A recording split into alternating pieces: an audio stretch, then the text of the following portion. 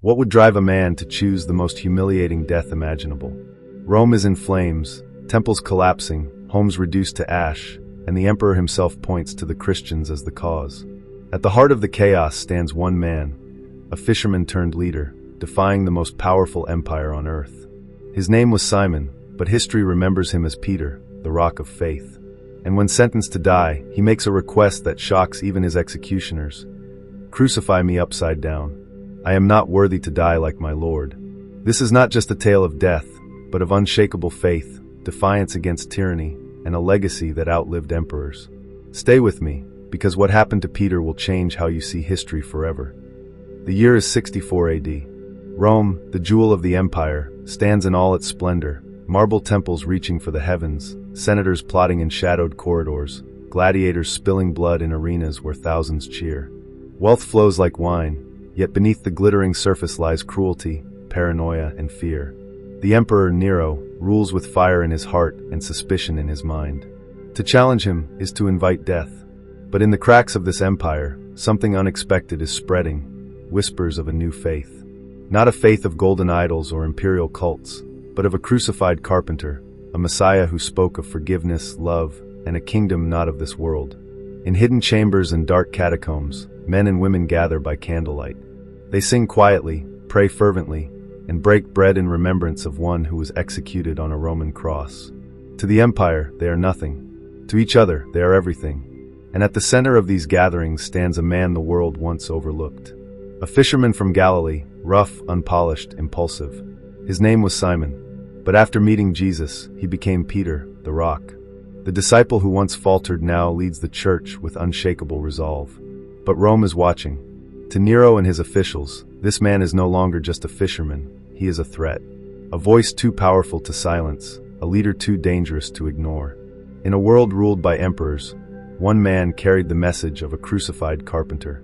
And that message terrified Rome. If you believe faith always finds a way, subscribe now. Don't let this story vanish into silence. Rome prided itself as the eternal city, but in the summer of 64 AD, eternity nearly turned to ash. Flames broke out, raging through narrow streets and wooden houses. For 9 days the inferno devoured the city, swallowing markets, temples, and neighborhoods. Families fled into the countryside, clutching nothing but the clothes on their backs, while screams echoed through smoke-filled alleys. When the fire finally died, 2/3 of Rome lay in ruins. The people demanded answers. Whispers began to rise, was the emperor himself to blame? Nero had long dreamt of remaking Rome in his image, building palaces of unimaginable size.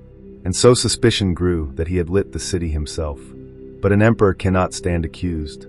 He needed someone to blame, someone despised and vulnerable. His eyes turned toward the Christians, a small, misunderstood sect, hated by many for their refusal to worship Rome's gods or bow before the emperor's image. Whispers turned to accusations. Accusations became law. Christians were seized from their homes and thrown into prison. Some were coated in pitch and set ablaze, their burning bodies used as torches to light Nero's gardens. Others were torn apart by beasts in the amphitheater, their deaths cheered on by Roman crowds hungry for blood. Still others were nailed to crosses, left to die in the heat of the sun. Fear spread like wildfire, but in the shadows, courage still lived. Amid the terror, one man did not run. He did not hide. He stood among the Christians as their shepherd, Simon Peter. The fisherman who once trembled before a servant girl now faced down an emperor. He preached when silence was safer. He encouraged the broken when despair crushed them. He reminded the faithful of Christ's promise, that no matter how dark the night, the kingdom of God would not fall. But his courage painted a target on his back. To the empire, Peter was no longer a voice of hope, he was the voice of defiance. Nero's Rome had no room for men who would not bow, no tolerance for faith that could not be silenced. And so the net began to close around him. Soldiers listened for his words. Informants lurked in the crowd. With every sermon, every prayer, Peter's name climbed higher on Rome's list of enemies. Whispers filled the streets. The Christians were to blame. And at the heart of it all, the Romans saw Peter, not as a fisherman, not as a teacher, but as a threat to the empire itself. Rome's shadow stretched long over the city, and the net around Peter finally drew tight. Hunted by soldiers, betrayed by informants, he was seized and dragged through the streets that once echoed with his sermons. His voice, once bold in the marketplaces, was silenced by chains. They locked him away in the Mamertine prison, a dungeon carved into stone beneath the Roman Forum. It was no ordinary cell. Cold, damp, and suffocating, it reeked of decay. Prisoners were lowered into its depths through a hole in the ceiling, left to rot in darkness. For many, it was the last stop before execution. Here sat the Rock of the Church, not on a throne, but on a slab of stone slick with water. The air was thick and stale, daylight never touched the walls, and rats scurried in the corners. Each breath was heavy, each passing hour slower than the last. And yet, Peter's struggle was not only with the chains on his wrists, it was with the memories in his heart. 3 decades earlier, in another courtyard, he had denied his Lord 3 times. Perhaps the echo of that rooster's crow still haunted him in the silence of the cell. Would he falter again when death drew near? Or would he finally prove faithful unto the end? But even in that pit, hope flickered. Visitors risked their lives to hear his words, and he encouraged them still, reminding them of Christ's promises, urging them to endure persecution, writing letters that would strengthen the faithful long after his voice was gone. Where despair should have silenced him, faith gave him words. Then came the judgment. The Roman court declared its sentence: death by crucifixion, the punishment reserved for slaves and enemies of the state. Peter had once watched his master carry a cross through Jerusalem. Now he too would walk that same path, but in his own way. Each day in chains felt heavier than the last. The empire could strip him of freedom, but not of faith. Would you hold on to faith if death was the price? Comment your answer below. I want to hear your voice. The day arrived. Soldiers unshackled Peter and dragged him through the crowded streets of Rome. The people stared, some with pity, others with scorn. To them, he was a criminal. To the empire, he was a threat that must be erased. But to the faithful, he was their shepherd walking his final path. The place of execution stood outside the city walls, littered with wood, ropes, and iron nails.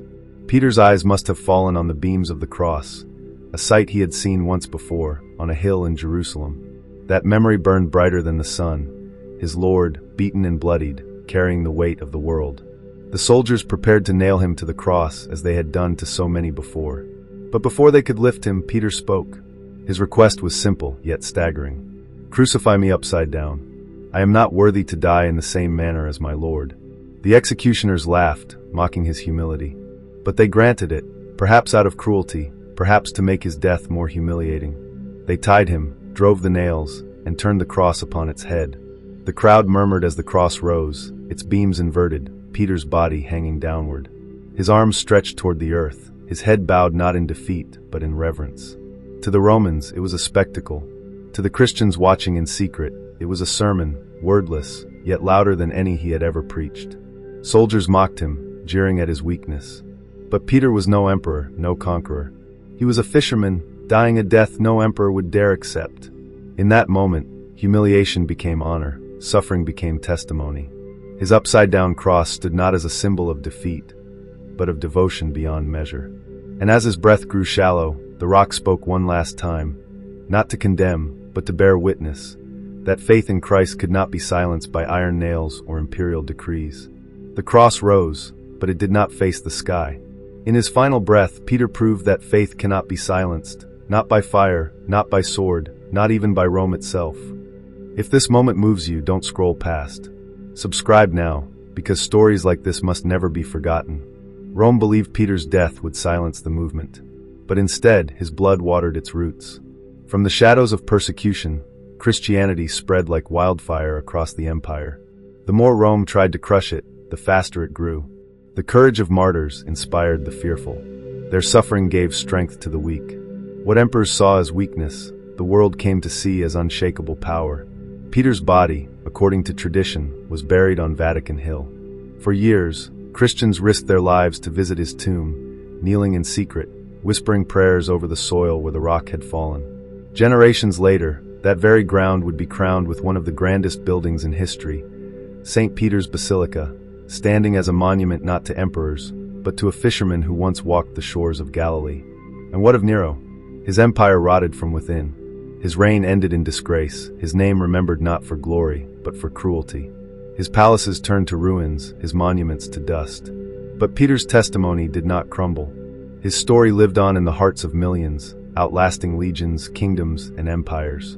The legacy of Peter is not one of political conquest or military triumph. It is one of faith, courage, and humility, the belief that life itself is not too much to give for the truth. He proved that greatness is not found in thrones or crowns, but in a heart willing to bow before God and stand before men. What was meant as humiliation became glory. What Rome sought to erase became the cornerstone of faith. The fisherman's death shaped a future even emperors could not stop. Would you have stood firm as Peter did, or turned away? Share your thoughts below. Your answer matters. The empire of Nero crumbled into dust. His palaces lie in ruins, his name remembered only as a shadow of cruelty. But Peter's testimony, his courage to face death upside down, still speaks across centuries. His story is not just about death. It is about transformation. A fisherman who once denied his Lord, now laying down his life for him. It is about humility, a man who asked not for honor, but for the lowest place. And it is about victory over fear, proof that faith can triumph even when the sword is drawn, even when the cross is raised.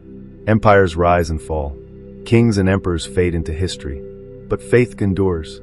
Peter's voice echoes in every generation, reminding us that courage is not found in power, but in surrender to something greater. And now it speaks to you.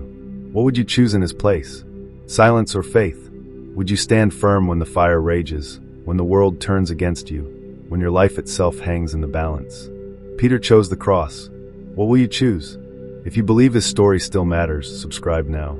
Don't let these voices of faith be forgotten. And tell me, in the face of fire and sword, would your faith stand?